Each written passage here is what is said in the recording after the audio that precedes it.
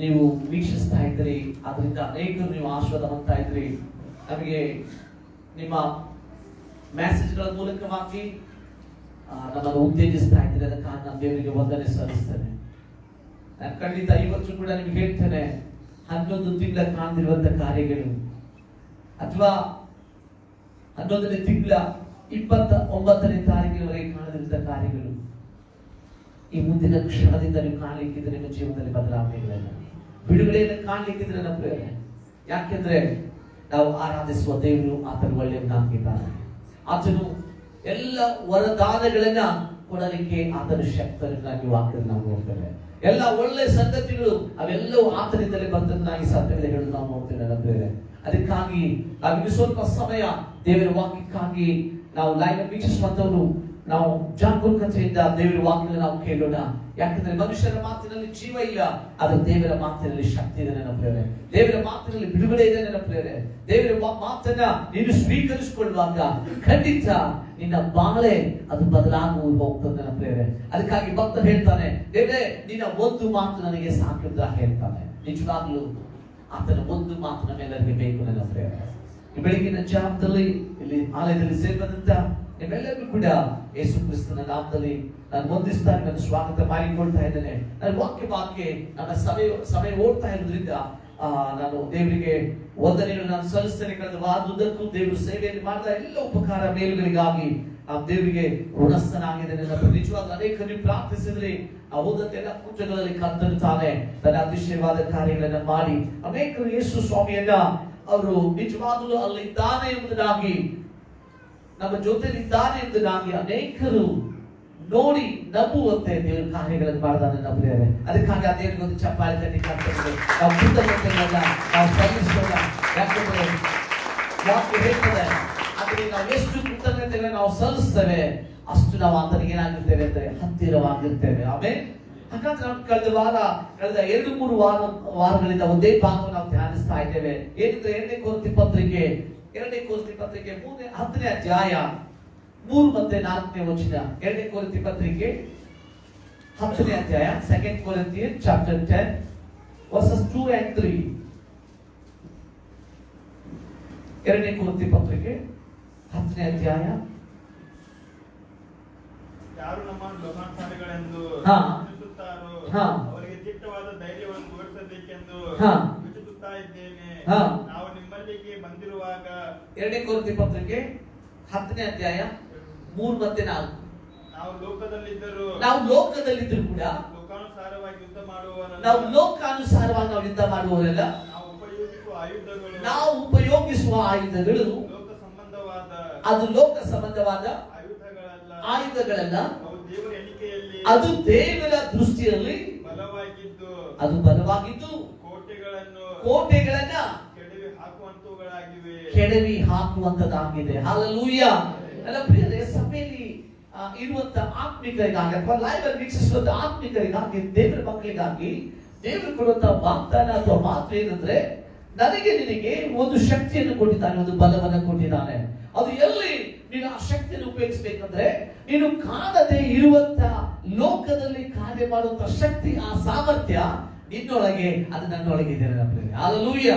ಅದಕ್ಕಾಗಿ ನಾವು ನೋಡ್ತೇವೆ, ಲೋಕಸ್ಥರು ಉಪಯೋಗಿಸುವಂತ ಆಯುಧಗಳು ಅವರು ತರುವಾಗ ಅಥವಾ ಉಪಯೋಗಿಸ್ತಿರುವಾಗ ಅವುಗಳನ್ನ ನಾವು ನೋಡ್ಬೋದು, ಅವುಗಳನ್ನ ಗಮನಿಸಬಹುದು, ಅಥವಾ ಅವುಗಳಿಂದ ನಾವು ತಪ್ಪಿಸಿಕೊಳ್ಳಿಕ್ಕೆ ನಾವು ಪ್ರಯತ್ನಗಳನ್ನ ಮಾಡಬಹುದು. ಆದ್ರೆ ಸತ್ಯವೇದ ನಾವು ನೋಡ್ತೇವೆ, ಪೌಲನು ಹೇಳ್ತಾನೆ, ನನಗೆ ನಿನಗೆ ಕೊಟ್ಟಂತ ಆಯುಧಗಳು ಅದು ಕಣ್ಣಿಗೆ ಕಾಣುವುದಿಲ್ಲ, ಆದ್ರೆ ಕಾಣ್ತಿರುವಂತ ಸ್ಥಳದಲ್ಲಿ ಕೋಟೆಗಳನ್ನ ಏನ್ ಮಾಡ್ತಂತೆ, ಅದು ಕೆಡವಿ ಹಾಕ್ತದಂತೆ. Hallelujah, hallelujah.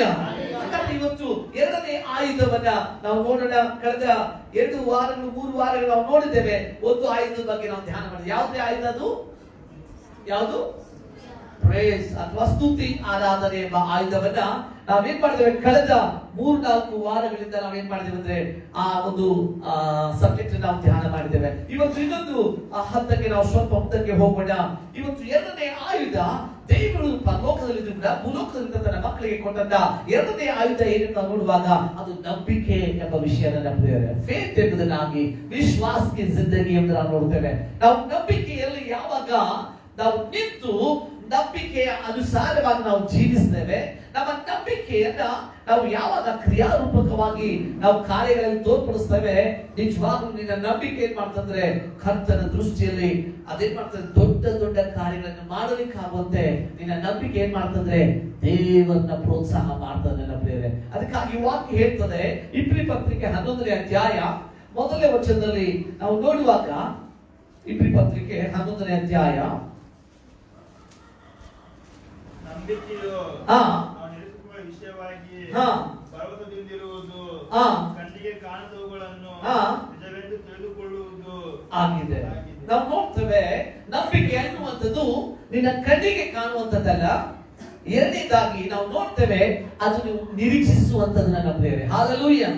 ಅದಕ್ಕಾಗಿ 6ನೇ ವಚನಕ್ಕೆ ಬಂದ್ರೆ, ಆದರೆ ನಂಬಿಕೆ ಇಲ್ಲದೆ ದೇವರನ್ನ ಮೆಚ್ಚಿಸುವುದು ಅಸಾಧ್ಯ. ನನ್ನ ಪ್ರಿಯ ದೇವಚಂದ್ರೆ, ನಂಬಿಕೆ ನಿನ್ನಲ್ಲಿ ಇದೆ ಅಂತ ನೀನು ಒಳಗಡೆ ಬಚ್ಚಿಟ್ಕೊಂಡ್ರೆ ಪ್ರಯೋಜನ ಇಲ್ಲ. ನಿನ್ನಲ್ಲಿ ನಂಬಿಕೆ ಇದೆ ಎಂಬುದಾಗಿ ನೀನು ನಿರೂಪಿಸಿಕೊಳ್ಬೇಕಾಗಿದ್ರೆ ನೀನೇನ್ ಮಾಡ್ಬೇಕಾಗಿದೆ, ನಂಬಿಕೆಯ ಜೀವಿತ ನೀನು ಜೀವಿಸಬೇಕಾಗಿದೆ. ಅಷ್ಟೇ ಅಲ್ಲ, ಆ ನಂಬಿಕೆಯಿಂದಲೇ ನಿನ್ನ ದೇವರನ್ನು ಮೆಚ್ಚಿಸಲಿಕ್ಕೆ ಸಾಧ್ಯವಾಗ್ತದೆ ನನ್ನ ಪ್ರಿಯರೇ. ಹಾಗಾಗಿ ನಾವು ನೋಡ್ತೇವೆ, ನಂಬಿಕೆಯಿಂದ ಯಾವ ಯಾವ ಕಾರ್ಯಗಳು ನಡೆದು ಎಂಬುದಾಗಿ ಇದೇ ಇಬ್ರಿ ಪತ್ರಿಕೆ 11ನೇ ಅಧ್ಯಾಯ, ಇಬ್ರಿ ಪತ್ರಿಕೆ 11ನೇ ಅಧ್ಯಾಯ 33-34ನೇ ವಚನವನ್ನು ಓದಿಕೊಳ್ಳೋಣ. ನಂಬಿಕೆಯ ಮೂಲಕ ರಾಜ್ಯಗಳನ್ನು ಸ್ವಾಧೀನ ಮಾಡಿಕೊಂಡರು, ನೀತಿಯನ್ನು ನಡೆಸಿದರು, ವಾಗ್ದಾನಗಳನ್ನು ಕೊಲಕೊಂಡರು, ಸಿಂಹಗಳ ಬಾಯಿ ಕಟ್ಟಿದರು, ಬೆಂಕಿಯ ಬಲವನ್ನು ಆರಿಸಿದರು. ನಾವು ಮೊದಲನೇದಾಗಿ ನಾವು ನೋಡ್ತೇವೆ, ಅವರು ನಂಬಿಕೆಯ ಮೂಲಕವಾಗಿ ಅವರು ರಾಜ್ಯಗಳನ್ನ ಸ್ವಾಧೀನ ಮಾಡಿಕೊಂಡು ನನ್ನ ಪ್ರಿಯರೇ. Hallelujah, hallelujah. ದೇವ್ರು ನಾವು ನೋಡ್ತೇವೆ, ದೇವ್ರು ಹೇಳಿದ ಇಸ್ರಾಯೇಲ್ ಪ್ರಜೆಗಳಿಗೆ ಹೇಳಿದ, ನಾನು ನಿಮ್ಮನ್ನ ಏನ್ ಮಾಡ್ತೇನೆ ಅಂದ್ರೆ ಹಾಲು ಜೇನು ಪ್ರವಹಿಸುವ ದೇಶಕ್ಕೆ ನಾನು ನಿಮ್ಮನ್ನ ಕಳಿಸ್ತೇನೆ ನಾನು ಹೇಳಿದ. ಹಾಲು ಜೇನು ಪ್ರವಹಿಸುವಂತ ದೇಶ ಯಾವ್ದ್ರಿ? ಅದು ಕಾನಾನು ದೇಶ. ಆದ್ರೆ ದೇವರು ಈ ಇಸ್ರಾಯೇಲ್ ಪ್ರಜೆಗಳನ್ನ ಐಗುಪ್ತ ದೇಶದಿಂದ ಬಿಡುಗಡೆಗೊಳಿಸಿ ಅವ್ರನ್ನ ಕಾನಾನ ಕಡೆಗೆ ನಡೆಸ್ತಿರುವಾಗ ಒಂದು ಸಾರಿ ಅವರನ್ನ ನೋಡಲಿಕ್ಕೆ ಕಳಿಸಿದ್ದಾನೆ. ಒಂದು 12 ಕುಲಗಳಿಗೆ ಒಬ್ಬೊಬ್ಬರನ್ನಾಗಿ ಆರಿಸಿಕೊಂಡು ಅವ್ರನ್ನ ಒಂದು ಗುಂಪಾಗಿ ಕಳಿಸ್ಕೊಟ್ಟಿದ್ದಾನೆ. ಕಳಿಸ್ಕೊಟ್ರೆ ನಾವು ನೋಡ್ತೇವೆ, ಆ 12 ಕುಲಗಳಲ್ಲಿ 10 ಜನ ಒಂದು ರಿಪೋರ್ಟ್ ತರ್ತಾ ಇದ್ದಾರೆ, 2 ಮಾತ್ರ ಮತ್ತೊಂದು ರಿಪೋರ್ಟ್ ತರ್ತಾ ಇದ್ದಾರೆ. 10 ಜನ ಹೇಳ್ತಾ ಇದ್ದಾರೆ, ನಾವು ಹೋಗುವಂತ ಆ ಕಾನಾನ್ ದೇಶದಲ್ಲಿ ನಾವು ಅಲ್ಲಿ ಇರ್ಲಿಕ್ಕೆ ಸಾಧ್ಯ ಇಲ್ಲ. ಯಾಕಂದ್ರೆ ಅಲ್ಲಿರುವಂತ ಜನರು ಅವ್ರು ಎತ್ತರವಾಗಿದ್ದಾರೆ, ಬಲಿಷ್ಠರಾಗಿದ್ದಾರೆ, ಪುಷ್ಟಿಯಾಗಿದ್ದಾರೆ. ಅವರ ಕೈಯಲ್ಲಿ ನಾವು ಹೇಗಿದ್ದೇವಂತೆ, ಮಿಡತೆಗಳಾಗಿದ್ದೇವೆ, ಅವ್ರು ನಮ್ಮನ್ನು ನುಗ್ಗಿ ಬಿಡ್ತಾರೆ ಅಂತ ಹೇಳ್ತಾ ಇದ್ದಾರೆ. ಆದ್ರೆ ಯೆಹೋಶುವ ಕಾಲೇಬ್ ಮಾತ್ರ ಹೇಳ್ತಾ ಇದ್ದಾನೆ, ನಾವು ಆ ದೇಶವನ್ನು ಏನ್ ಮಾಡ್ತೇವೆ, ನಾವು ಸ್ವಾಧೀನ ಮಾಡಿಕೊಳ್ತೇವೆ ಅಂತ ಹೇಳ್ತಾ ಇದ್ದಾರೆ. ನನ್ನ ಪ್ರಿಯ ದೇವಚಂದ್ರೆ, ಇವತ್ತು ನೀನು ಕೂಡ ನಿನ್ನ ನಂಬಿಕೆ ಹೇಗೆ ತೋರ್ಪಡಿಸಬೇಕಾಗಿದೆ ಅಂದ್ರೆ, ನಿನ್ನೊಳಗೆ ಏನಿಲ್ಲ ಅದನ್ನು ನೀನು ಇದ್ದ ಹಾಗೆ ಏನ್ ಮಾಡ್ಬೇಕಾಗಿದೆ, ನೀನು ನಂಬಬೇಕಾಗಿದೆ. ಯಾಕೆ ನಂಬಬೇಕೆಂಬುದಾಗಿ ನಾವು ನೋಡುವಾಗ, ನೀನು ಆರಾಧಿಸುವ ನಮ್ಮ ದೇವರು ಆತನ ಇಲ್ಲದನ್ನ ಇದ್ದ ಹಾಗೆ ಕರೆಯುವ ದೇವರಾಗಿದ್ದಾನೆ. ಹಾಲೆಲೂಯಾ. ಅಬ್ರಹಾಮನಿಗೆ ದೇವರು ವಾಗ್ದಾನ ಮಾಡಿದ, ನಾನು ನಿನ್ನ ಸಂತತಿಯನ್ನ ಈ ಲೋಕದ ನಕ್ಷತ್ರಗಳ ಪಾದಿಯಲ್ಲಿ ಸಮುದ್ರದ ಹತ್ತಿರುವಂತಹ ಮರಳಿಗೆ ಸಮಾನವಾಗಿ ನಿನ್ನ ಸಂತತಿಯನ್ನ ಆಕಾಶದ ನಕ್ಷತ್ರದಷ್ಟು ಉನ್ನತವಾಗಿ ನಿನ್ನನ್ನು ಆಶೀರ್ವದಿಸ್ತೇನೆ ಅಂತ ಹೇಳಿರುವಾಗ ಅಬ್ರಹಾಮನ ವಾಗ್ದಾನವನ್ನು ನಂಬಿದ. ಆ ವಾಗ್ದಾನವನ್ನು ನಂಬಿ ನಾವು ನೋಡ್ತೇವೆ, 75ನೇ ವರ್ಷದಲ್ಲಿ ದೇವರ ವಾಗ್ದಾನ ಪಡ್ಕೊಂಡು ಆತನ ವಾಗ್ದಾನವನ್ನು ಹಿಡ್ಕೊಂಡು ಮುಂದೆ ಸಾಗಲಿಕ್ಕೆ ಶುರು ಮಾಡಿದ. ಆದ್ರೆ 25 ವರ್ಷ ಕಾಲ ನಾವು ನೋಡ್ತೇವೆ, ಯಾವ ಅದ್ಭುತವು ಅವನ ಜೀವನದಲ್ಲಿ ನಡೆಯಲಿಲ್ಲ. ಆದ್ರೆ ನಡೆಯದೇ ಇದ್ದು ಕೂಡ ಆ ಕಾರ್ಯವನ್ನು ಏನ್ ಮಾಡ್ತಾ ಇದ್ದ, ಅವನು ನಿರೀಕ್ಷೆ ಮಾಡ್ತಾ ಇದ್ದ. ಇವತ್ತು ನಿನ್ನ ಜೀವನದಲ್ಲಿ ಕೂಡ ದೇವರು ವಾಗ್ದಾನಗಳನ್ನು ಮಾಡಿರ್ಬೋದು, ನಿನಗೆ ಮಾತುಗಳನ್ನು ಕೊಟ್ಟಿರ್ಬೋದು, ಆಲೋಚನೆಗಳನ್ನು ಕೊಟ್ಟಿರ್ಬೋದು, ಅಥವಾ ಕನಸುಗಳನ್ನು ಕೊಟ್ಟಿರ್ಬೋದು, ದರ್ಶನಗಳನ್ನು ನೀಡಿರ್ಬೋದು.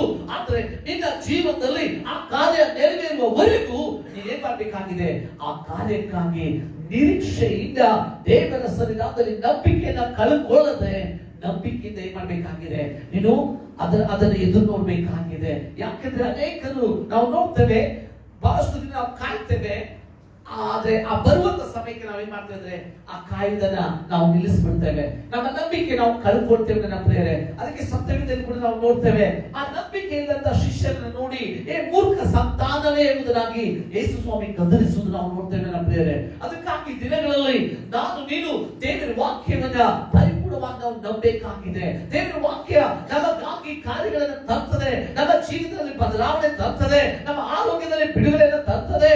ನೀನಂತ ಯಾವಾಗ ಈ ವಾಕ್ಯವನ್ನ ನಂಬುತ್ತೀಯೋ ಅವಾಗ ನಿನ್ನ ಜೀವನದಲ್ಲಿ ನಂಬಿಕೆಯ ಕಾರ್ಯಗಳನ್ನ ನೀನು ಬೇಗ ನಿನ್ನ ಜೀವನದಲ್ಲಿ ಆಶೀರ್ವಾದಗಳನ್ನ ಕಾಣಲಿಕ್ಕೆ ಸಾಧ್ಯ. ಅದಕ್ಕಾಗಿ ಒಂದು ಉದಾಹರಣೆ ನಾವು ನೋಡಿಕೊಳ್ಳೋಣ. ಮೊದಲದಾಗಿ ನಾವು ನೋಡ್ತೇವೆ ಅಂದ್ರೆ ಅವರು ನಂಬಿಕೆ ಮೂಲಕವಾಗಿ ರಾಜ್ಯಗಳನ್ನ ಸ್ವಾಧೀನ ಮಾಡಿಕೊಂಡ್ರು. ನಾವು ನೋಡ್ತೇವೆ ಯೆಹೋಶುವ ಕಾಲೇಬ್ ಏನ್ ಮಾಡಿದಾರೆ ಅಂದ್ರೆ ಅವರು ಕಾನಾನ್ ದೇಶವನ್ನ ಸ್ವಾಧೀನ ಪಡಿಸಿಕೊಳ್ತೇವೆ ಎಂಬುದಾಗಿ ಮೋಶೆಗೆ ಬಂದು ರಿಪೋರ್ಟ್ ಕೊಡ್ತಾ ಇದ್ರೆ 10 ಜನ ಹೇಳ್ತಾ ಇದ್ದಾರೆ ನಾವು ಮಾತ್ರ ಅಲ್ಲಿ ಬರೋದಿಲ್ಲ, ನಾವು ಮಾತ್ರ ಅಲ್ಲಿ ಹೋಗುದಿಲ್ಲ. ಯಾಕಂದ್ರೆ ಅವ್ರು ನಮ್ಮನ್ನ ಏನ್ ಮಾಡ್ತಾರೆ, ನುಗ್ಗಿ ಬಿಡ್ತಾರೆ ಅಥವಾ ನಮ್ಮನ್ನ ಸಾಯಿಸಿ ಬಿಡ್ತಾರೆ, ನಮ್ಮನ್ನ ನಾಶ ಮಾಡ್ತಾರೆ ಅಂತ ಅವ್ರು ಹೇಳ್ತಾ ಇದ್ರೆ 2 ಮಾತ್ರ ಹೇಳ್ತಾ ಇದ್ರೆ ಇಲ್ಲ, ನಾವು ಆ ದೇಶಕ್ಕೆ ನಾವು ಹೋಗ್ಲಿಕ್ಕಿದ್ದೇವೆ, ನಾವು ಆ ದೇಶವನ್ನ ಸ್ವತಂತ್ರ ಮಾಡಿಕೊಳ್ಳಿಕ್ಕಿದ್ದೇವೆ, ಆ ದೇಶದಲ್ಲಿ ನಾವು ವಾಸ ಮಾಡ್ಲಿಕ್ಕಿದ್ದೇವೆ ಎಂಬುದಾಗಿ ಅವ್ರು ಏನ್ ಮಾಡ್ತಾ ಇದ್ದಾರೆ, ಧೈರ್ಯವಾಗಿ ಪದಗಳನ್ನ ನುಡಿತಾ ಇದ್ದಾರೆ. ಯಾಕೆ ಪದಗಳನ್ನ ನುಡಿತಾ ಇದ್ದಾರೆ ಅಂತ ನಾವು ನೋಡುವಾಗ ನೀವು ಜ್ಞಾನೋಕ್ತಿಯಲ್ಲಿ ಬಂದ್ರೆ ನಿಮ್ಗೆ ಅರ್ಥವಾಗ್ತದೆ. ನಿಮ್ಮ ಬಾಯಲ್ಲಿ ಏನಿದೆ ಅಂತ ಗೊತ್ತಾ? ಏನಿದೆ ನಿಮ್ಮ ಬಾಯಲ್ಲಿ? ನೋಡ್ರಿ, ಜ್ಞಾನೋಕ್ತಿ 18ನೇ ಅಧ್ಯಾಯ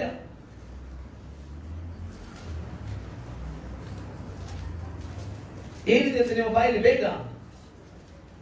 ಜೀವನ ಮರಣಗಳು ನಾಲಿಗೆಯ ವಶ. ನಾವು ನೋಡ್ತೇವೆ, ಮೊದಲನೇ ಭಾಗದಲ್ಲಿ ನಾವು ನೋಡ್ತೇವೆ ಈ 18ನೇ ಅಧ್ಯಾಯದಲ್ಲಿ ವಾಕ್ಯವನ್ನು ನಾವು ಸ್ಪಷ್ಟವಾಗಿ ನಾವು ಅರ್ಥಕೊಳ್ಬಹುದು. ಏನಂದ್ರೆ 21ನೇ ವಚನ, 18-21 ಮತ್ತೊಂದು ಸಾರಿ. ಜೀವನ ಮರಣಗಳು ನಾಲಿಗೆಯ ವಶ, ವಚನ ಪ್ರಿಯರು ಅದರ ಫಲವನ್ನು ಅನುಭವಿಸುವರು. ನಾವು ನೋಡ್ತಾ ಇದ್ದೇವೆ ನಿನ್ನ ಬಾಯಲ್ಲಿ ಜೀವ ಮತ್ತೆ ಮರಣ ನಿನ್ನ ನಾಲಿಗೆಯ ವಶದಲ್ಲಿದ್ದಾವೆ. ಮತ್ತೊಂದು ಕಡೆ ವಾಕ್ಯ ಹೇಳ್ತದೆ ಆಶೀರ್ವಾದ ಮತ್ತೆ ಶಾಪ ಯಾರ ವಶದಲ್ಲಿದ್ದಾವೆ? ನಿನ್ನ ನಾಲಿಗೆಯ ವಶದಲ್ಲಿದ್ದಾವೆ. ನನ್ನ ಪ್ರಿಯರೇ, ನಾವು ನೋಡ್ತೇವೆ ಉದಾಹರಣೆಯಾಗಿ, ಈಗ ನೀವು ಸ್ವಲ್ಪ ವಾಕ್ಯವನ್ನ ಅರ್ಥ ಮಾಡಿಕೊಳ್ಬೇಕು ನನ್ನ ಪ್ರಿಯರೇ. ನಾವು ನೋಡ್ತೇವೆ ಇಸ್ರಾಯೇಲ್ ಪ್ರಜೆಗಳು ಆರಂಭದ ದಿನಗಳಲ್ಲಿ ನಾವು ನೋಡ್ತೇವೆ ಅವರಿಗೆ ವಿರುದ್ಧವಾಗಿ ಒಬ್ಬ ಶತ್ರು ಎದ್ಬಿಟ್ಟಿದ್ದಾನೆ. ಫಿಲಿಸ್ಟಿಯನ್ ಆಗಿರುವಂತಹ ಶತ್ರು. ಯಾರೇ ಅವನು? ಮೊದಲನೇ ಸಮುವೇಲ್ ಪತ್ರಿಕೆ 17ನೇ ಅಧ್ಯಾಯ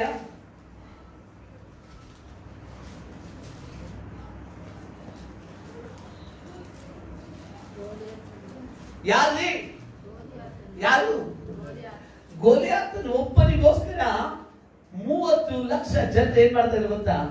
ಇಸ್ರಾಯೇಲ್ ಪ್ರಜೆಗಳ ಒಂದು ದೊಡ್ಡ ಗುಂಪು ಏನ್ ಮಾಡ್ತಾರೆ ಅಂದ್ರೆ ಭಯ ಪಡ್ತಾ ಇದೆ. ಯಾಕೆಂದ್ರೆ ಅವನಿಗೆ ಬಂದ್ಬಿಟ್ರೆ ಇಸ್ರಾಯೇಲ್ ಪ್ರಜೆಗಳೆಲ್ಲರನ್ನ ನಾಶ ಮಾಡ್ತಾರೆ ಎಂಬುದಾಗಿ ಆ ಯುದ್ಧಕ್ಕೆ ಬಂದಂತ ಇಸ್ರಾಯೇಲ್ ಪ್ರಜೆಗಳು ಪ್ರತಿದಿನ ಒಂದು ಚಾಲೆಂಜ್ ಮೇಲೆ ಚಾಲೆಂಜ್ ಮಾಡ್ತಿರುವಾಗ ಒಬ್ಬನು ಮಾತ್ರ ನಂಬಿಕೆಯಿಂದ ಬರ್ತಾ ಇದ್ದಾನೆ. Hallelujah, hallelujah.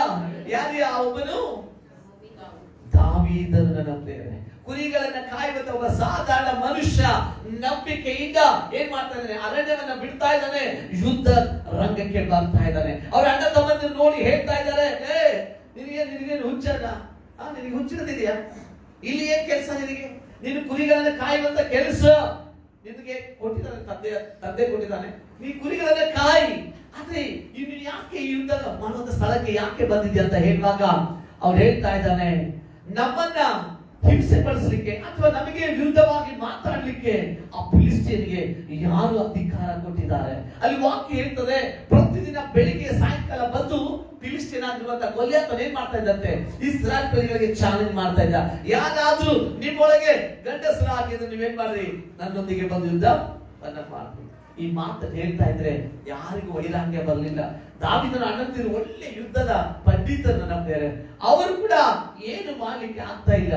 ಆದ್ರೆ ನಾವು ನೋಡ್ತೇವೆ ದಾವೀದನು ಏನ್ ಮಾಡ್ತಾನೆ? ಗೊಲ್ಯಾತನನ್ನ ಬಡಿಯುವುದಕ್ಕಾಗಿ ಎದ್ದು ಬರ್ತಾ ಇದ್ದಾನೆ. ಯಾಕೆ ಎದ್ದು ಬರ್ತಾ ಇದ್ದಾನೆ ಅಂದ್ರೆ ನಾವು ನೋಡ್ತಾ ಇದ್ದೇವೆ ದಾವೀದನು ಏನ್ ಮಾಡಲ್ಪಟ್ಟಿದ್ದಾನೆ? ಅಭಿಷೇಕ ಮಾಡಲ್ಪಟ್ಟಿದ್ದಾನೆ. ಹಾಲೆಲೂಯಾ. ದಾವೀದನ ಅಭಿಷೇಕ ಮಾಡಲ್ಪಟ್ಟಿದ್ದರಿಂದ ಆ ಅಭಿಷೇಕ ಅಥವಾ ದೇವರ ಆತ್ಮವನ್ನು ಹೊಂದಿಕೊಂಡು ಅವನು ಸುಮ್ಮನೆ ಇಲ್ಲ. ನಾವು ನೋಡ್ತೇವೆ ಅಪೊಸ್ತಲರ ಕಾರ್ಯ 1ನೇ ಅಧ್ಯಾಯ, ದೇವರ ಆತ್ಮನು ನಿಮ್ಮ ಮೇಲೆ ಬರುವಾಗ ನೀವೆಲ್ಲರೂ ಕೂಡ ಬಲಹೀನರಾಗಿ ಹೋಗ್ತೀರಾ. ಏನಾಗ್ತೇವೆ ನಾವೇನಾಗ್ತೇವೆ? ಮಾತಾಡ್ಬೇಕು, ನನ್ನ ಸಮಯ ಓಡ್ತಾ ಇದೆ. ಏನಾಗ್ತದೆ? ದೇವರ ಆತ್ಮ ನಿನ್ನ ಮೇಲೆ ಬರುವಾಗ ನೀನು ಬಲಹೀನನಾಗಿ ಹೋಗ್ತೀಯಾ. ಅಪೊಸ್ತಲರ ಕಾರ್ಯ 1:8 ಹೇಳ್ತಾನೆ, ದೇವರ ಆತ್ಮ ನಿಮ್ಮ ಮೇಲೆ ಬರುವಾಗ ನಾವೇನಾಗ್ತೀವಂತೆ? ನಾವು ಬಲಗೊಳ್ತೇವೆ ಅಂತೆ. ನೀನು ಯಾಕೆ ಹೇಗೆ ಬಲಗೊಳ್ತೀಯ ಅಂದ್ರೆ, ನೀನು ಕಾಣದಿರುವ ಲೋಕದಲ್ಲಿ ಕೋಟಿಗಳನ್ನ ಕೆಡುವಂತ ಶಕ್ತಿ ನಿನ್ನಲ್ಲಿರ್ತದೆ. ಎರಡನೇದಾಗಿ ಕಾಣುವಂತ ಲೋಕದಲ್ಲಿ ಕೂಡ, ಕಾಣದಿರುವಂತ ಲೋಕದಲ್ಲಿ, ಕಾಣುವಂತ ಲೋಕದಲ್ಲಿ ಎರಡು ಕಡೆ ಕೂಡ ನಿನ್ನ ಅಭಿಷೇಕ, ನಿನ್ನ ನಂಬಿಕೆ ಏನ್ ಮಾಡ್ತಂದ್ರೆ ನಿನ್ನ ಜೀವನದಲ್ಲಿ ಜಯವನ್ನ ತರ್ತದೆ ನನ್ನ ಪ್ರಿಯರೇ. ನಿನ್ನ ಜೀವನದಲ್ಲಿ ಜಯವನ್ನ ಸ್ಥಾಪಿಸ್ತದೆ ನನ್ನ ಪ್ರಿಯರೇ. ಅದಕ್ಕಾಗಿ ಯಾವುದೇ ಕಾರಣಕ್ಕೆ ನೀನು ಅವ್ರು ಮಾತಾಡುವಂಥದ್ದು, ಇವ್ರು ಹೇಳುವಂಥದ್ದು, ಅವ್ರು ಏನೋ ಅಂತಿರಂತನಾಗಿ ಅಥವಾ ಯಾರೋ ರಿಪೋರ್ಟ್ ಕೊಟ್ಟಿದಾರಂತ ಇಲ್ಲ ಇಲ್ಲ ಇಲ್ಲ. ನೀನು ನಂಬೇಕಾಗಿದ್ದು ಕ್ರಿಸ್ತನ ಮಾತುಗಳು ನನ್ನ ಪ್ರಿಯರೇ. ಸತ್ಯವೇದದಲ್ಲಿ ಬರೆಯಲ್ಪಟ್ಟಿದ್ದ ವಾಗ್ದಾನಗಳನ್ನ ಗಟ್ಟಿಯಾಗಿ ಹಿಡ್ಕೊಂಡು ನೀನು ನಂಬಿ ನೀನು ಅರಿಕೆ ಮಾಡಬೇಕಾಗಿದೆ ಅಂದ್ರೆ, ನನ್ನ ಜೀವನದಲ್ಲಿ ಆ ಜನರು ಮಾತನಾಡುವ ರೀತಿಯಲ್ಲಿ ನನ್ನ ಜೀವನದಲ್ಲಿ ನಡೆಯುವುದಿಲ್ಲ. ನಾನು ದೇವರ ವಾಕ್ಯವನ್ನ ನಂಬಿದ್ದೇನೆ, ದೇವರ ವಾಗ್ದಾನ ನನ್ನ ಮೇಲೆ ಇದೆ. ಆ ವಾಗ್ದಾನ ನನ್ನ ಜೀವನದಲ್ಲಿ ನೆರವೇರುವವರೆಗೂ ನನ್ನ ದೇವರು ಸುಮ್ಮನೆ ಇರುವುದಿಲ್ಲ ಅಂತ ನೀನು ಬಾಯಿಂದ ಅರಿಕೆ ಮಾಡುವಾಗ ಅರಿಕೆ ಏನಾಗ್ತದೆ. ಅದಕ್ಕೆ ನಾವು ನೋಡ್ತೇವೆ ರೋಮ ಪತ್ರಿಕೆ 10ನೇ ಅಧ್ಯಾಯದಲ್ಲಿ 9ನೇ ವಾಕ್ಯ ನಾವು ನೋಡ್ತೇವೆ. ನಿನ್ನ ಬಾಯಿಂದ ಏನು ಅರಿಕೆ ಮಾಡಿ ಏನು ಒಪ್ಪಿಕೊಳ್ತೀಯೋ ಆ ಕಾರ್ಯ ಏನಾಗ್ತದೆ ನಿನ್ನ ಜೀವನದಲ್ಲಿ ನಡೀತದೆ. ಅದಕ್ಕಾಗಿ ಮತ್ತೊಂದು ಕಾರ್ಯ ಕೂಡ ನಾವು ನೋಡ್ಬೋದು. ರೋಮ ಮಾರ್ಕಲ್ಲಿ ಬರೆದ ಸುವಾರ್ತೆ 11ನೇ ಅಧ್ಯಾಯ 23ನೇ ವಚನಕ್ಕೆ ಬಂದ್ರೆ, ಯೇಸು ಸ್ವಾಮಿ ಶಿಷ್ಯರಿಗೆ ತೋರಿಸ್ತಾ ಇದ್ದಾರೆ. ಏನ್ ತೋರಿಸ್ತಾ ಇದ್ದಾರೆ ಗೊತ್ತಾ? ನೋಡಿ, ಮಾರ್ಕಲ್ಲಿ ಬರೆದ ಸುವಾರ್ತೆ, ನಾನು ನಿಮಗೆ ಸತ್ಯವಾಗಿ ಹೇಳ್ತೇನೆ, ಯಾವನಾದರೂ ಈ ಬೆಟ್ಟಕ್ಕೆ ಕಿತ್ತುಕೊಂಡು ಹೋಗಿ ಸಮುದ್ರದಲ್ಲಿ ಬೀಳು ಎಂಬುದಾಗಿ ಹೇಳಿ ತನ್ನ ಮನಸ್ಸಿನಲ್ಲಿ ಸಂಶಯ ಪಡದೆ ತಾನು ಹೇಳಿದ್ದು ಆಗುವುದೆಂದು ಏನ್ರಿ ಏನ್ ಮಾಡ್ಬೇಕ್ರಿ? ಏನ್ ಮಾಡಿದ್ರೆ ಗಟ್ಟಿಯಾಗಿ ಹೇಳ್ರಿ. ಏನ್ ಮಾಡಿದ್ರೆ? ನಾವು ನಂಬುವಾಗ, ಸಂಶಯವಿಲ್ಲದೆ ನಂಬುವಾಗ ನಿನ್ನ ಮುಂದಿರುವಂತಹ ಸಮಸ್ಯೆ ಎಂಬ ಆ ಬೆಟ್ಟ ಏನ್ ಮಾಡ್ತಾರೆ? ಕಿತ್ತುಕೊಂಡು ಅದು ಸಮುದ್ರದಲ್ಲಿ ಬೀಳ್ತದೆ. ಹಾಲೆಲೂಯಾ. ಯೇಸು ಸ್ವಾಮಿ ಈ ಕಾರ್ಯ ಮಾಡೋದಕ್ಕಿಂತ ಮುಂಚೆ ಸ್ವಲ್ಪ ಮೇಲೆ ನೀವು ಹೋದ್ರೆ ನಿಮ್ಗೆ ಅರ್ಥ ಆಗ್ತದೆ. ಅಲ್ಲಿ ಶಿಷ್ಯರಿಗೆ ಹೇಳ್ತಾ ಇದ್ದಾನೆ, ಒಂದು ಏನ್ ಮಾಡ್ತಾರೆ, ಒಂದು ಮರವನ್ನ ಶಪಿಸಿ ಅದನ್ನು ಪ್ರಾಕ್ಟಿಕಲ್ ಆಗಿ ಅವನ ನಂಬಿಕೆ ಕಟ್ಟಲಿಕ್ಕೆ ಒಂದು ದಿವಸ ಅವ್ರು ನಾವು ನೋಡ್ತೇವೆ ಯೆರಿಕೋನಿಂದ ಬಂದ್ಬಿಟ್ಟಿದ್ದಾರೆ. ಬಂದ್ಬಿಟ್ಟು ಅಲ್ಲಿ ನಾವು ನೋಡ್ತೇವೆ ಯೇಸುವಿಗೆ ಹಸಿವಾಯ್ತಂತೆ. ಯೇಸುವಿಗೆ ಹಸಿವಾಗಿರುವಾಗ ಆ ಮರದ ಕಡೆಗೆ ನೋಡಿದ್ರಂತೆ. ಆ ಮರದ ಕಡೆಗೆ ನೋಡುವಾಗ ಏನಿತ್ತ ಮರ? ಹೇಗಿತ್ತಂತೆ? ನೀನು ಇವತ್ತೇ ಬಂದ ಕಾಣ್ತಿರಲ್ಲ ಕ್ಲಾಸಿಗೆ, ಅವೆಲ್ಲ ಹೇಗಿದೆ ಅಂತ. ಆ ಮರ ಹೇಗಿತ್ತಂತೆ? ಎಲೆ ಬಿಟ್ಟಿದ ಹೇಗಿತ್ತು ನೋಡ್ಲಿಕ್ಕೆ? ಬೈಬಲ್ ಹೇಳಿರ್ತದೆ ವಾಕ್ಯ. ಇದರಿಂದ ಅರ್ಥ ಆಗ್ತದೆ ಎಷ್ಟು ವಾಕ್ಯವನ್ನು ನಾವು ಓದ್ತಾ ಇದ್ದೀವಿ, ಇದರಿಂದ ನಮ್ಗೆ ಅರ್ಥ ಆಗ್ತದೆ. ನಮ್ಗೆ ಅಲ್ಲಿ ವಾಕ್ಯ ಬರೆಯಲ್ಪಟ್ಟಿದೆ. ಆ ಮರ ಅಚ್ಚರಿಸಲಾಗಿತ್ತಂತೆ. ಎಲೆಗಳಿಂದ ತುಂಬಿಸಲ್ಪಟ್ಟಂತ ಮರವಾಗಿತ್ತು. ಆದ್ರೆ ಆ ಮರದಲ್ಲಿ ಎಲೆಗಳಿದ್ದಾವೆ, ಅದೇನಿಲ್ಲ, ಫಲಗಳಲ್ಲಿ ಕಾಣ್ತಾ ಇಲ್ಲ. ನೋಡ್ಲಿಕ್ಕೆ ಚಂದ, ಏನ್ ಚೆನ್ನಾಗಿದ್ದಾರೆ, ಅಬ್ಬಾ ಏನು ಮಾತು, ಅದಲ್ಲ ದೇವ್ರಿಗೆ ಬೇಕಾಗಿದೆ. ನಿನ್ನೊಳಗೆ ಫಲ ಕಾಣಬೇಕಾಗಿದೆ. ದೇವರ ನಾಮಕ್ಕೆ ಮಹಿಮೆ ಸಲ್ಲಿಸುವ ಕಾರ್ಯಗಳಿನಲ್ಲಿ ಕಾಣಬೇಕಾಗಿದೆ. ಯಾಕೆ ನಿನ್ನ ಹೃದಯವನ್ನು ದೇವರ ಆಲಯವಾಗಿ ಮಾರ್ಪಡಿಸಿಕೊಂಡಿದ್ದಾನೆ. ನಿನ್ನ ನಂಬಿಕೆ ಕಾರ್ಯವನ್ನು ನೋಡಿ ನಿನ್ನ ಮೂಲಕ ದೊಡ್ಡ ಕಾರ್ಯಗಳನ್ನು ಮಾಡಲಿಕ್ಕೆ ಇಷ್ಟಪಟ್ಟಿದ್ದಾನೆ ದೇವರು. ಆದ್ರೆ ನೀನು ನಂಬಿಕೆಯಿಂದ, ಸಂಶಯವಿಲ್ಲದೆ ನೀನು ಏನ್ ಮಾಡ್ಬೇಕಾಗಿದೆ? ಮಾತನಾಡಬೇಕಾಗಿದೆ. ಯಾವುದರೊಂದಿಗೆ? ಯೇಸು ಸ್ವಾಮಿ ಬಿರುಗಾಳಿ ಸಂಘ ಮಾತನಾಡಿದ, ತುಫಾನಿನ ಸಂಘ ಮಾತನಾಡಿದ, ರೋಗದ ಸಂಘ ಮಾತನಾಡಿದ. ಇವತ್ತು ಆತನ ಮಗನಾಗುವಂತ ನಾನು ನೀನು ಯಾವುದು ಸಂಘ ಮಾತಾಡ್ಬೇಕಂದ್ರೆ ನಮ್ಮ ಸಮಸ್ಯೆಗಳ ಸಂಘ ನಾವು ಮಾತನಾಡ್ಬೇಕು. Hallelujah, hallelujah. ಏನ್ರಿ ಸಮಸ್ಯೆಗಳ ಸಂಘ ಮಾತಾಡೋದು? ಏನು ಹುಚ್ಚೇಚಿರುತ್ತೆ? ಹೆಂಗ್ರಿ ಪಾಸ್ಟರ್ ನಾವು ಮಾತಾಡೋದು? ಒಂದ್ ವೇಳೆ ನಿಮ್ಮ ದೇಹದಲ್ಲಿ ಏನಾದ್ರೂ ಕಾಯಿಲೆ ಇದೆ ಅಂತ ತಿಳ್ಕೊಳ್ಳಿ, ಡಾಕ್ಟರ್ ರಿಪೋರ್ಟ್ ಕೊಟ್ಬಿಟ್ಟ ನಿಮ್ಮಲ್ಲಿ ಕಾಯಿಲೆ ಇದೆ ಅಂತ. ಅವಾಗ ನೀನೇನ್ ಹೇಳ್ಬೇಕು?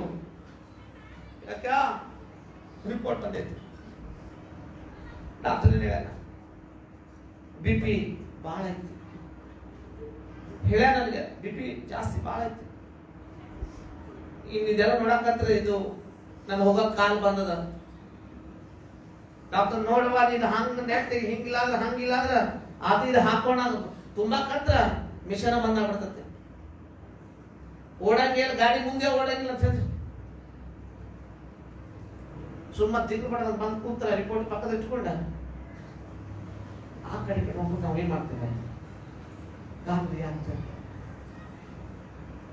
ನನ್ನ ಪ್ರಿಯ ದೇವಶ್ರೀ 139ನೇ ಕೀರ್ತನೆಯಲ್ಲಿ ದೇವರ ವಾಕ್ಯ ಹೇಳ್ತದೆ, ನಮ್ಮ ಜೀವನದ ಆರಂಭ, ನಮ್ಮ ಜೀವನದ ಅಂತ್ಯ ಯಾರ ಕೈಲಿದೆ? ಡಾಕ್ಟರ್ ಕೈಯಲ್ಲಿದೆ. ಇಲ್ಲ ನೀವು ತೆಗೆದುಕೊಂಡ ಔಷಧ ಕೈಯಲ್ಲಿದೆ. ಯಾರ ಕೈಲಿದ್ರಿ? ದೇವರ ಕೈಲಿ ಇದ್ದು ಮತ್ತೆ ರಿಪೋರ್ಟ್ ತಂದು ಇಟ್ಕೊಂಡು ಏನ್ ಮಾಡ್ತೀರಿ ಮತ್ತೆ? ಯಾಕಂದ್ರೆ ನೋಡಿ ಏನ್ ಬರ್ತದೆ ನೋಡ, ನಿಮ್ ಹುಡುಗ ಗೊತ್ತಾಗ್ತದೆ, ಅವ್ನು ಕೊಡು, ಅವನೇನು ಹೇಳ್ತಾನೆ ನೋಡ, ಅವ್ನು ಕೊಡು, ಇವ್ನು ಕೊಡು. ನನ್ನ ಪ್ರಿಯ ದೇವಚಂದ್ರೆ, BP ಬರ್ಬೋದು, ಶುಗರ್ ಬರ್ಬೋದು, ಮತ್ತೊಂದು ಬರ್ಬೋದು, ಅದರಿಂದ ಇನ್ನೂ ದೊಡ್ಡದು ಬರ್ಬೋದು. ಆದ್ರೆ ಒಂದನ್ನ ಅರ್ಥ ಮಾಡಿಕೊಳ್ಬೇಕು, ಅವೆಲ್ಲವುಗಳಿಗಿಂತ ನೀನು ನಂಬಿದ ದೇವರು ದೊಡ್ಡವನು. ಹಲ್ಲೆಲೂಯಾ. ಚಪ್ಪಾಳೆ ತಟ್ಟರೆ ನೆಟ್ಟಿಗೆ ತಟ್ಟೆ ಇದೆಲ್ಲ ಬ್ಯಾಡ.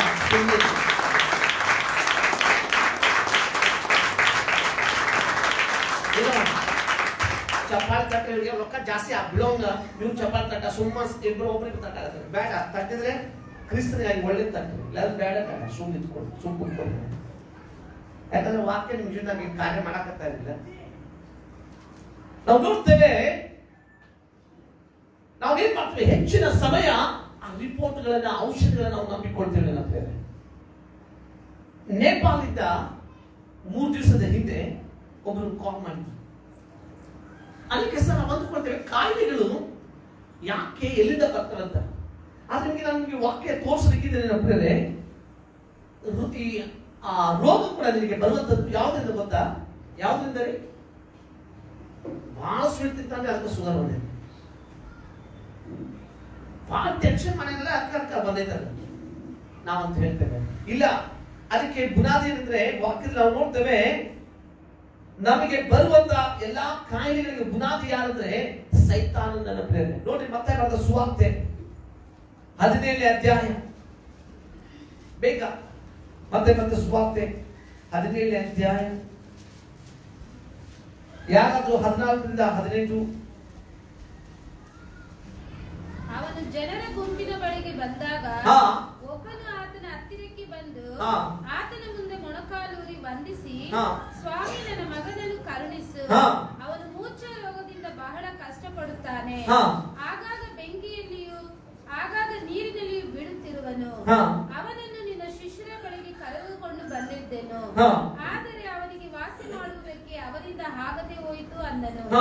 ಅದಕ್ಕೆ ಯೇಸು, ಎಲ್ಲ ನಂಬಿಕೆ ಇಲ್ಲದಂತ ಮೂರ್ಖ ಸಂತಾನವೇ, ನಾನು ಇನ್ನೆಷ್ಟು ದಿನ ನಿನ್ನ ಸಂಗಡ ಇರಲಿ, ಇನ್ನೆಷ್ಟು ದಿನ ನಿನ್ನನ್ನು ಸಹಿಸಿಕೊಳ್ಳಲಿ, ಅವನನ್ನು ಇಲ್ಲಿ ನನ್ನ ಬಳಿಗೆ ತಕೊಂಡು ಬನ್ನಿರಿ ಅಂದನು. ಯೇಸು ಅವನನ್ನು ಗದರಿಸಲು ದೆವ್ವ ಅವನನ್ನು ಬಿಟ್ಟು ಹೋಯಿತು. ಆ ಕ್ಷಣವೇ ಆ ಹುಡುಗನಿಗೆ ಸ್ವಸ್ಥವಾಯಿತು. ಹಲ್ಲೆಲೂಯಾ. ಎಷ್ಟಕ್ಕೆ ವಾಕ್ಯ ಅರ್ಥ ಆಗ್ತಾ ಇದೆ ಪ್ರಿಯರೇ? ನಮ್ಮ ಜೀವನದಲ್ಲಿ ಬರುವಂತ ಕೆಲವೊಂದು ರೋಗಗಳಿಗೆ ಬುನಾದಿ ಯಾರಂದ್ರೆ, ನನಗೆ ವಿಚಿತ್ರ ಆಯ್ತು. ನೇಪಾಳದಲ್ಲಿರುವಂತ ತಾಯಿ ನನಗೆ ಕಾಲ್ ಮಾಡಿರುವಾಗ ಆ ತಾಯಿ ಹೇಳ್ತಾ ಇದ್ದ, पास्टर जी मैं सपने में ऐसा देखा कि जब मैं मार्केट में गई थी और मैं मार्केटिंग खत्म करके मेरे बैग लेके मैं आ रही थी, उस समय कोई बाइक वाला मुझे मेरे को उसका गाड़ी मुझे लगाया और मैं नीचे गिर गई और पता नहीं मैं बीमार में गिर गई. इस तरह मेरे को सपना है. सपने आने के बाद दूसरा दिन मैं मार्केट में नहीं गई, मैं घर में थी. जब मैं दोपहर में सोकर मैं उठी थी, मेरा हाथ और मेरा पाँव काम नहीं कर रहे. ನೋಡಿ ಎಷ್ಟು ವಿಚಿತ್ರವಾಗಿದೆ. ಆ ತಾಯಿ ಖಂಡಿತ ಕನಸು ಅವಳಿಗೆ ಆಕ್ಸಿಡೆಂಟ್ ಆದಂಗೆ, ಅದರ ಹಾಸಿಗೆಯಲ್ಲಿ ಹಾಕಿದ್ದೇನು ಅವಳಿಗೆ ಗೊತ್ತಿಲ್ಲದೆ ಮಧ್ಯಾಹ್ನ ಊಟ ಮಾಡಿ ಮಲಗಿರುವಾಗ ಏಳುವಾಗ ಅವಳು ಕಾಲ್ ಕೈಗಳು ಕೆಲಸ ಮಾಡ್ತಾ ಇಲ್ಲ. ಆದ್ರೆ ಈ ವಾಕ್ಯ ನಾವು ನೋಡುವಾಗ ಈ 17ನೇ ಅಧ್ಯಾಯದಲ್ಲಿ ಇಲ್ಲಿ ಬಂದಿದ್ದಾನೆ ಒಬ್ಬ ವ್ಯಕ್ತಿ ಬಂದು ಹೇಳ್ತಾ ಇದ್ದಾನೆ, ಯೇಸುಸ್ವಾಮಿ ಹೇಳ್ತಾ ಇದ್ದಾನೆ, ನನ್ನ ಮಗನಿಗೆ ಏನಿಲ್ಲ, ಏನಿಲ್ರಿ, ಅವ್ನಿಗೆ ಕ್ಷೇಮವಿಲ್ಲ, ಅವ್ನಿಗೆ ಆರೋಗ್ಯ ಚೆನ್ನಾಗಿಲ್ಲ, ಅದಕ್ಕೆ ಅವ್ನಿಗೆ ಏನ್ ಬೇಕಾಗಿದೆ, ಅವನಿಗೆ ಸ್ವಸ್ಥತೆ ಬೇಕಾಗಿದೆ, ಅದಕ್ಕಾಗಿ ನಾನು ನಿಮ್ಮ ಶಿಷ್ಯರ ಬಳಿಗೆ ತಂದಿದ್ದೇನೆ. ಆದ್ರೆ ಅವರಿಂದ ಏನಾಗಿಲ್ಲ, ಏನಾಗಿಲ್ರಿ, ಅವರಿಂದ ನನ್ನ ಮಗನಿಗೆ ವಾಸಿ ಮಾಡಲಿಕ್ಕೆ ಸಾಧ್ಯವಾಗಿಲ್ಲ. ಯಾಕೆ ಆಗಿಲ್ಲ ಅಂದ್ರೆ ಅಲ್ಲಿ ಯೇಸುಸ್ವಾಮಿ ಹೇಳ್ತಾನೆ 17ನೇ ವಚನದಲ್ಲಿ, ಎಲ್ಲ ಅಂದ್ರೆ ನೀವು ಅರ್ಥ ಮಾಡಿಕೊಳ್ಳಬೇಕು, ನಿನ್ನ ನಂಬಿಕೆ ಯಾವಾಗ ಕೊಂಚವಾಗಿರ್ತದೆ ಅಥವಾ ನಿನ್ನ ನಂಬಿಕೆ ಕಡಿಮೆಯಾಗಿರ್ತದೋ ನೀನು ದೇವರಿಂದ ಬರುವಂತ ಕಾರ್ಯಗಳು ನೋಡ್ಲಿಕ್ಕೆ ಸಾಧ್ಯ ಇಲ್ಲ. ಅದಕ್ಕೆ ಯೋಹಾನ ಬರೆದ ಸುವಾರ್ತೆ 11ನೇ ಅಧ್ಯಾಯದಲ್ಲಿ 40ರಿಂದ 45 ಓದುವಾಗ ಅಲ್ಲಿ ಅರ್ಥ ಆಗ್ತದೆ, ನಂಬುವವನೇ ನನ್ನ ಮಹಿಮೆಯನ್ನ ಕಾಣ್ತಾನೆ. ಎಲ್ಲರ ಅದ್ಭುತ ನೋಡಕ್ ಸಾಧ್ಯ ಇಲ್ರಿ, ನಂಬುವವರು ಮಾತ್ರ. ಅದಕ್ಕಾಗಿ ನಾವು ನೋಡ್ತೇವೆ ಇಬ್ರಿ ಪತ್ರಿಕೆಯಲ್ಲಿ ಕೂಡ ನಾವು ನೋಡ್ತೇವೆ 3ನೇ ಅಧ್ಯಾಯದಲ್ಲಿ ನಿಮ್ಮನ್ನ ಅವಿಶ್ವಾಸಕ್ಕೆ ಅಪನಂಬಿಕೆಗೆ ಕಳಿಸುವ ಕೆಟ್ಟ ಹೃದಯ ಯಾರಲ್ಲಿ ಕೂಡ ಸಿಕ್ತ. ಇಬ್ರಿ ಪತ್ರಿಕೆ 3ನೇ ಅಧ್ಯಾಯ. ಅಪನಂಬಿಕೆಯುಳ್ಳ ಕೆಟ್ಟ ಹೃದಯವು ನಿಮ್ಮೊಳಗೆ ಯಾರಲ್ಲಿ ಕೂಡ ಇರಬಾರದು. ಹಲ್ಲೆಲೂಯಾ. ನಾವು ಏನ್ ಮಾಡ್ತೇವೆ, ನಮ್ಮ ಜೀವನದಲ್ಲಿ ಏನಾದ್ರೂ ಕಹಿ ಘಟನೆಗಳು ನಡೆಯುವಾಗ ನಾವು ಏನೇನೇನೋ ಆಲೋಚನೆಗಳನ್ನ ಮಾಡ್ತೇವೆ. ಅಂದ್ರೆ ನಾವು ದೇವರ ವಾಕ್ಯ ಏನಾದ್ರೂ ಆಧಾರ ಇದೆಯಾ, ಇದು ಈ ತರ ನಡೀತಾ ಇದೆ, ಅದ್ರ ಬಗ್ಗೆ ನಾವು ಆಲೋಚನೆ ಮಾಡುವುದಿಲ್ಲ. ಆದ್ರೆ ನಾವು ನೋಡ್ತೇವೆ ಇವರ ಮಗನಿಗೆ ಏನ್ ಬಂದಿದೆ, ಯಾವ ಕಾಯಿಲೆ ಬಂದಿದೆ ಇಲ್ಲಿ, ಯಾವ ಕಾಯಿಲೆ, ಮೂರ್ಛೆ ರೋಗ ಕಾಯಿಲೆ ಬಂದಿದೆ. ಆದ್ರೆ ಮೂರ್ಛೆ ರೋಗದಿಂದ ಸ್ವಸ್ಥತೆ ಹೊಂದಿಕೊಳ್ಳುವುದಕ್ಕಾಗಿ ಅವ್ರು ಎಲ್ಲಿ ಬಂದಿದ್ದಾರೆ, ಯೇಸು ಸ್ವಾಮಿ ಬಳಿಗೆ ಬರುವಾಗ ನೋಡ್ರಿ, ಈಗ ಒಬ್ಬ ರೋಗಿ ವೈದ್ಯನ ಬಳಿಗೆ ಬರುವಾಗ ಏನ್ ಮಾಡ್ತಾನೆ, ಅವನಿಗೆ ಏನ್ ಮಾಡ್ತಾನೆ, ಎಲ್ಲ ಟೆಸ್ಟ್ ಮಾಡ್ತಾನೆ. ಆದ್ರೆ ನಮ್ಮ ಆತ್ಮಿಕ ತಂದೆ ಯೇಸು ಸ್ವಾಮಿ ಏನ್ ಮಾಡ್ತಾ ಇದ್ದಾನೆ, ಅವನನ್ನ ನೋಡಿ ಅಲ್ಲಿ ವಾಕ್ಯ ಇರ್ತದೆ, ಯಾರನ್ನ ಗದರಿಸಿದಂತೆ, ಸೈತಾನನನ್ನ ಗದರಿಸಿದಂತೆ. Hallelujah, hallelujah. ಆದ್ರೆ ಇವತ್ತು ನಮಗೆ ಸೈತಾನ ಅಂದ್ರೆ ನಮಗೆ ಏನಾಗ್ತದ್ರಿ ನೋಡಿ, ಮನೆಯಿಂದ ಒಬ್ಬರೇ ಇದ್ದಾಗ ಕರೆಂಟ್ ಹೋಗ್ಬಿಡ್ತಾರೆ, ಯಾರು ಬಂದಾರೆ ಅಲ್ಲಿ, ಯಾರು ಬಂದ್ಬಿಟ್ರಿ, ದೆವ್ವ ಬಂದ್ಬಿಟ್ರಿ, ಸೈತಾನ್ ಬಂದ್ಬಿಡ್ತಾರೆ.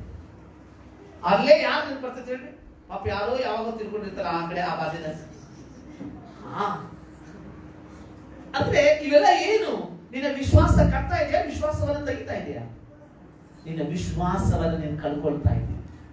ಆದ್ರೆ ನಿನಗೆ ಇದೊಂದು ವಿಷಯ ಗೊತ್ತಿಲ್ಲ, ನಿನಗೆ ದೆವ್ವ ಇದೆ ಅಂತ ಎಷ್ಟು ಗ್ಯಾರಂಟಿ ಇದೆಯೋ ಅದಕ್ಕಿಂತ 200% ನಿನಗೆ ಗ್ಯಾರಂಟಿ ಆಗಿರ್ಬೇಕಾದ್ರೆ ದೆವ್ವ ಇರುವುದಾದ್ರೆ ದೆವ್ವದಿಂದ ಬಿಡಿಸುವ ದೇವರು ಕೂಡ ಇದ್ದಾನೆ ಅಂತ ನಾವು ನಂಬಬೇಕಾಗಿದೆ.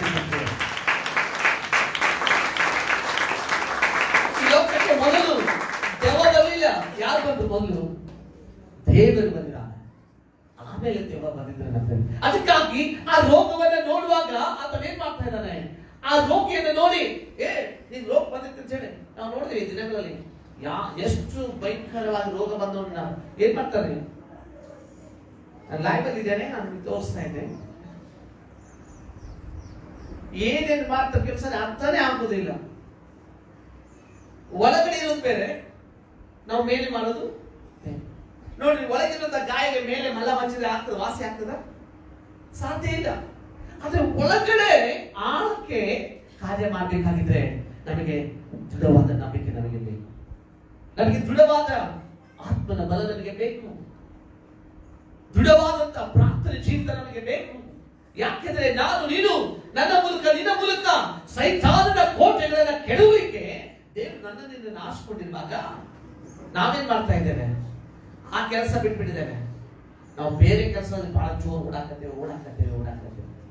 ನನ್ನ ಪ್ರಿಯ ದೇವಚಂದ್ರೆ, ಏನು ಓಡುವಂತ ಸಮಯ ಇಲ್ಲ. ಎಲ್ಲ ಕಡೆ ಲೋಕ ಎಲ್ಲ ಅಲ್ಲಕೊಲ್ಲೋಲವಾಗಿದೆ, ಪರಿಸ್ಥಿತಿಗಳು ಎಲ್ಲ ಕೂಡ ಅಲ್ಲಕೊಲ್ಲೋಲವಾಗಿದೆ. ನನ್ನ ಪ್ರಿಯ ದೇವಚಂದ್ರೆ, ಲೈವ್ ಅನ್ನು ವೀಕ್ಷಿಸುವಂತ ನಿಮಗೂ ಕೂಡ ನಾನು ವಾಕ್ಯ ಭಾಗದಿಂದ ಮುಗಿಸ್ತಾ ಇದ್ದೇನೆ. ಲೋಕವೆಲ್ಲ ಅಲ್ಲಕೊಲ್ಲೋಲವಾಗಿದೆ, ಪರಿಸ್ಥಿತಿಗಳು ದಿನದಿಂದ ದಿನ ಕೆಡ್ತಾ ಇದ್ದೇವೆ. ನಿನಗೆ ಸುದ್ದಿಗಳು ಬರ್ತಾ ಇದೆ, ನಿನ್ನ ಕಿವಿಗೆ ಬೀಳ್ತಾ ಇದ್ದಾವೆ, ಇದು ಆಗ್ಲಿಕ್ಕಿದೆ, ಅದು ನಡೀಲಿಕ್ಕಿದೆ, ಇದು ನಡೀಲಿಕ್ಕಿದೆ, ಅಲ್ಲಿ ಇದು ನಡೀತಾ, ಇದು ಇಲ್ಲಿ ನಡೀತಾ ಇದೆ. ಆದ್ರೆ ನೀನು ಅವುಗಳನ್ನು ನೋಡಿ ಭಯಪಡುವಂತದ ಅವಶ್ಯಕತೆ ಇಲ್ಲ. ನಿನ್ನ ನಂಬಿಕೆಯನ್ನ ಕಟ್ಟಿಕೊಳ್ಳುವುದು, ನಿನ್ನ ನಂಬಿಕೆಯನ್ನ ಬಲಪಡಿಸಿಕೊ. ಕ್ರಿಸ್ತನ ವಾಕ್ಯದಲ್ಲಿ ಸ್ಥಿರವಾಗಿ ನಿಲ್ಲುವುದನ್ನು ಕಲಿ. ದೇವರು ಕೊಟ್ಟಂತ ಆಯುಧಗಳನ್ನು ಗಟ್ಟಿಯಾಗಿ ಹಿಡಿದುಕೋ. ಕಾದಿರುವಂತಹ ಲೋಕದಲ್ಲಿರುವಂತಹ ಕೋಟೆಗಳನ್ನ ಕೆಡವಿ ಹಾಕುವುದಕ್ಕಾಗಿ ನೀನೇನ್ ಮಾಡ್ಬೇಕಾಗಿದೆ, ನಂಬಿಕೆ ಎಂಬ ಆಯುಧವನ್ನ ನಿನ್ನ ಜೀವನದಲ್ಲಿ ದೃಢಪಡಿಸಿಕೊಳ್ಬೇಕಾಗಿದೆ. ಲೈವ್ ವೀಕ್ಷಿಸುವಂತೆ ನನ್ನ ಪ್ರಿಯ ಸ್ನೇಹಿತರೆ, ನಿಮ್ಮೆಲ್ಲ ಯೇಸುವಿನ ನಾಮದಲ್ಲಿ ವಂದಿಸ್ತಾ ಇದ್ದೇನೆ. ನಿಮಗೋಸ್ಕರ ನಾನು ಪ್ರಾರ್ಥನೆ ಮಾಡ್ತಾ ಇದ್ದೇನೆ. ನನ್ನ ವಾಕ್ಯವಾಗಿ ನಾನು ಮುಗಿಸ್ತಾ ಇದ್ದೇನೆ. ಲೈವ್ ವೀಕ್ಷಿಸುವಂತ ಪ್ರಿಯ ದೇವಚಂದ್ರ, ಕಣ್ಣುಗಳ ಮುಚ್ಚುವುದಾದ ನಾವು ಪ್ರಾರ್ಥನೆ ಮಾಡೋಣ. ಪ್ರೀತಿಯುಳ್ಳ ನಮ್ಮ ತಂದೆಗೆ ನಾನು ಸ್ತೋತ್ರ ಮಾಡ್ತೇನೆ. ನಿನ್ನ ಬಂಗಾರ ಪಾತ್ರಗಳಿಗೆ ವಂದನೆ ಸಲ್ಲಿಸ್ತೇನೆ. ಈ ಲೈವ್ ಮೂಲಕವಾಗಿ ಅನೇಕರಿಗೆ ನಿನ್ನ ಸುವಾರ್ತೆ ಅಪ್ಪ, ನಿನ್ನ ಸತ್ಯ ವೇದದಲ್ಲಿರುವಂತಹ ಸತ್ಯವನ್ನ ನಾವು ಪ್ರಕಟಿಸೋದಕ್ಕಾಗುತ್ತೆ. ಸತ್ಯವು ಯಾರು ಒಪ್ಪಿಕೊಳ್ತಾರೆ ಅವ್ರ ಜೀವನದಲ್ಲಿ ಬಿಡುಗಡೆ ಕಾಣಲಿಕ್ಕಾಗುತ್ತೆ ಸ್ವಾಮಿ. ಅಯ್ಯ ನಿನ್ನ ಜೀವನ ವಾಕ್ಯಗಳನ್ನ ಮಾತನಾಡಲಿಕ್ಕೆ ನಮಗೆ ಕೊಟ್ಟಂತ ಸದಾವಕಾಶಕ್ಕಾಗಿ ಸ್ತೋತ್ರ. ಹೌದು ಸ್ವಾಮಿ, ಲೈವ್ ಅಲ್ಲಿ ವೀಕ್ಷಿಸುತ್ತಿರುವಂತಹ ಪ್ರತಿಯೊಬ್ಬರ ಬಾಳಲ್ಲಿ ಅವರ ನಂಬಿಕೆಯನ್ನು ದೃಢಪಡಿಸು. ಪರಿಸ್ಥಿತಿಗಳನ್ನು ನೋಡಿ ತಮ್ಮ ನಂಬಿಕೆಯನ್ನು ಕಳೆದುಕೊಳ್ಳದೆ ತಮ್ಮ ನಂಬಿಕೆಯನ್ನು ಕಟ್ಟಿಕೊಳ್ಳಲಿಕ್ಕಾಗುತ್ತೆ, ಅವರ ನಂಬಿಕೆಯನ್ನು ಕಾಪಾಡಿಕೊಳ್ಳಲಿಕ್ಕಾಗುತ್ತೆ. ಅವಿಶ್ವಾಸಕ್ಕೆ ಅಪನಂಬಿಕೆಗೆ ನಡೆಸುವ ಕೆಟ್ಟ ಹೃದಯ ಯಾರಲ್ಲಿಯೂ ಇರದಂತೆ ಸ್ವಾಮಿ ದೃಢವಾದ ನಂಬಿಕೆಯನ್ನ ಎಲ್ಲರಿಗೆ ಅನುಗ್ರಹಿಸಿಕೊಂಡು ನೀನು ನಡೆಸಪ್ಪ. ಲೈವ್ ಅನ್ನು ವೀಕ್ಷಿಸುವಂತ ಪ್ರತಿಯೊಂದು ಕುಟುಂಬಗಳನ್ನ ಅಪ್ಪ, ಯೌವನಸ್ಥರ ತಂದೆ ತಾಯಿಗಳನ್ನ ಮಕ್ಕಳನ್ನ ಅಪ್ಪ ಆಶೀರ್ವದಿಸು. ಅವರೆಲ್ಲ ಕಷ್ಟಗಳನ್ನು ತೀರಿಸು, ಅವರೆಲ್ಲ ಕಣ್ಣೀರುಗಳನ್ನು ಒರೆಸು, ಅವೆಲ್ಲ ರೋಗ ಬಾಧೆಯಿಂದ ಯೇಸುವಿನ ನಾಮದಲ್ಲಿ ಬಿಡುಗಡೆಯನ್ನು ಅನುಗ್ರಹಿಸಿಕೊಂಡು ಸ್ವಾಮಿ ಅಪ್ಪ ಸೌಖ್ಯ ಹೊಂದಿಕೊಂಡಿದ್ದೇವೆ ಅಪ್ಪ. ನಿನ್ನಲ್ಲಿ ಆನಂದ ಪಡಲಿಕ್ಕಾಗುತ್ತೆ, ಅವರ ಆನಂದ ಅದು ಪರಿಪೂರ್ಣವಾಗಲಿಕ್ಕಾಗುತ್ತೆ ಸ್ವಾಮಿ. ನೀನು ಸಹಾಯ ಮಾಡಪ್ಪ ಕರ್ತನೆ. ಇಲ್ಲಿವರೆಗೂ ಸ್ವಾಮಿ ಈ ಲೈವ್ ಕಾರ್ಯಕ್ರಮ ಮೂಲಕವಾಗಿ ನಾವು ಸೇವೆ ಮಾಡಲಿಕ್ಕೆ ಕೃಪೆಗಾಗಿ ನಾನು ಸ್ತೋತ್ರ ಮಾಡ್ತೇನೆ ಸ್ವಾಮಿ. ನಿನಗೆ ಮಾತ್ರ ಮಹಿಮೆ ಸಲ್ಲ. ಎಲ್ಲರ ಬಾಳಲ್ಲಿ ನಿನ್ನ ಚಿತ್ತ ಪರಿಪೂರ್ಣವಾಗಿ ಪ್ರಾರ್ಥನೆ ಕೇಳಿದಕ್ಕಾಗಿ ಸ್ತೋತ್ರ. ಯೇಸು ಕ್ರಿಸ್ತನ ನಾಮದಲ್ಲಿ ಬೇಡಿ ಹೊಂದಿದ್ದೇವೆ ಸ್ವಾಮಿ. ನಿಮ್ಮೆಲ್ಲರಿಗೆ ಪ್ರೈಸ್ ನೋಡ್ರಿ. ನಾವು ಮತ್ತೊಂದು ಕಾರ್ಯಕ್ರಮಕ್ಕೆ ನಾನು ಲೈವ್ ಕಾರ್ಯಕ್ರಮಕ್ಕೆ ಸೇರಿ ಬರುವವರೆಗೂ ದೇವರ ನಿಮ್ಮನ್ನ ನಮ್ಮನ್ನ ಪರಿಪಾಲಿಸಿ